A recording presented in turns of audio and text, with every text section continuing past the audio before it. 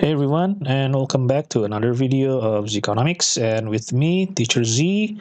And for today's questions taken from the IGCSE Accounting Paper 1, dated May and June 2021. All right, so I'm going to change my pointers first into blue. That will be perfect. Okay, so we have questions number 3, which is about the double entry bookkeeping.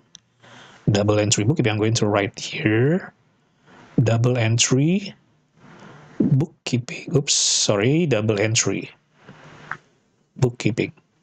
Okay, so as some of you have already aware that the double entry bookkeeping is actually when one account is debited, then there will be another account that needs to be credited. So this is for the question for the topics for number 3. Okay, so before we try to figure out what the answer is, I need to explain about I need to review about the types of account or the account rules that could be applied to different account. So here I'm going to write account and then debit and then credit. Now, for type of account of asset, which can the example of asset like cash, receivables, and then supplies, machineries, plant, building.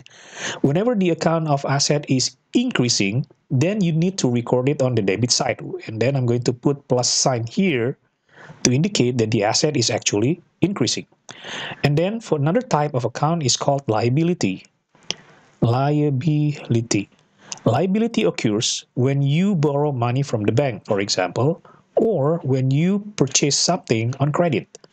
In this case, whenever the liability occurs or whenever the liability is increasing, then you're going to have to record it on the credit side, like this. Okay? Another type of account would be capital or equity. Equity. It is when someone wants to start their own business, and then they put some money on it. This would be considered as the business capital or equity. So whenever the equity is increasing, then you need to record it on the credit side as well. Okay, so another type of account is called expense. Expense. Example of expense are like rent expense, insurance expense, and then some of them also utilities, water, electricity, stuff like that. And whenever the expense increases, it will apply the same rule as an asset, which increases on the debit side. So I'm going to put plus sign on the credit side, on the debit side. The last category of account is called revenue. Revenue or income. Oops, income, or it may sometimes also referred to as sales. Okay, so sales or revenue or income applies the same rules as liability and capital, which is increases on the credit side. Now, the one that is left blank, either debit or credit, is to indicate that the particular account is actually decreasing. So, for example, the asset is decreasing on the credit side, while liability decreases on the debit side as well as capital, and expense, on the other hand, decreases on the credit side. And the last, revenue, decreases on the debit side. Okay, so now we already know the rules. Okay, so let's take a look at the question itself. William paid $500 in cash to Sonia for rent. How did Sonia record this? So in this case, you're going to see this in the POV of Sonia. Okay, so when Sonia received $500 from William in the form of cash, meaning that the asset of Sonia is actually increasing in the form of the cash. So cash needs to be debited or record on the debit side. Since the only option here that has cash on debit side, option A, then the answer would be option A.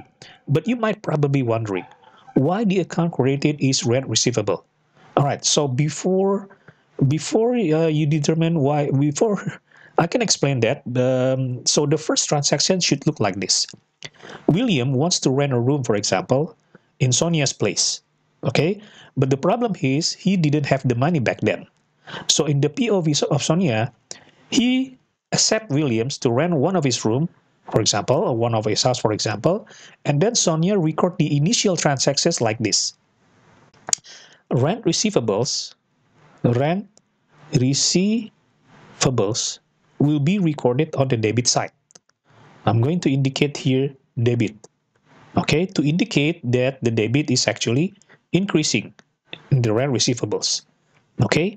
And then the contra account or the credit side would be rent income, which will be recorded on the credit side, which also indicates that the income or this income is increases. Okay, so but now William has already cash on his hand and he is ready to pay to Sonia. So when William paid cash to Sonia for the rent that he owed at the first place, then Sonia needs to record this, that the account that she receives will be debited in here, and the account that needs to be reduced because rent receivable now is already being paid by William.